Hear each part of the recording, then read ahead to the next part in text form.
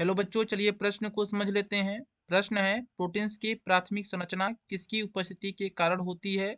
पहला विकल्प है पेप्टाइड बंध, दूसरा विकल्प है डाइसल्फाइड के बंधन, तीसरा विकल्प है हाइड्रोजन बंध और आखिरी विकल्प है आयनिक बंध। चलिए इस प्रश्न की मुख्य अवधारणा को समझ लेते हैं।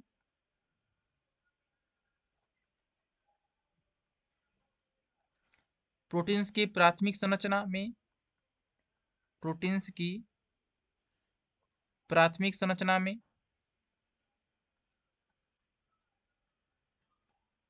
प्रोटीन्स की प्राथमिक संरचना में एक अमीनो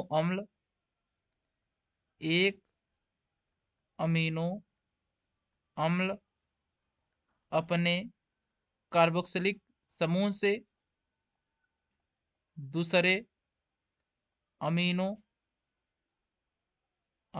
अम्ल के एमाइन समूह से जुड़ा होता है पेप्टाइड बंध की सहायता से। पेप्टाइड बंध की सहायता से अर्थात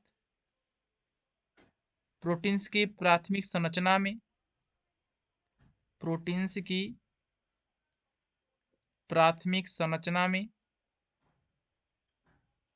पेप्टाइड बंध पाए जाते हैं। चलिए विकल्प को देख लेते हैं। पहला विकल्प है पेप्टाइड बंध, यह विकल्प सही है। दूसरा विकल्प है डाइसल्फाइड के बंधन, यह विकल्प गलत है। जो प्रतिरक्षी अणु होते हैं उसमें जो श्रृंखला होती है, प्रतिरक्षी अणु की श्रृंखला जुड़ी होती है डाइसल्फाइड बंध के द्वारा।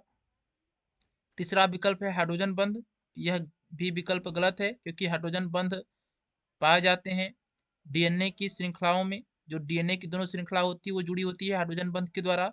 और आखिरी विकल्प है आयनिक बंध, यह भी विकल्प गलत है क्योंकि ये आयनिक बंध आयनिक यौगिकों में उपस्थित होता है। इस प्रकार जो पहला विकल्प है सही है। हम आशा करते हैं यह प्रश्न आपको समझ में आया होगा। धन्यवाद।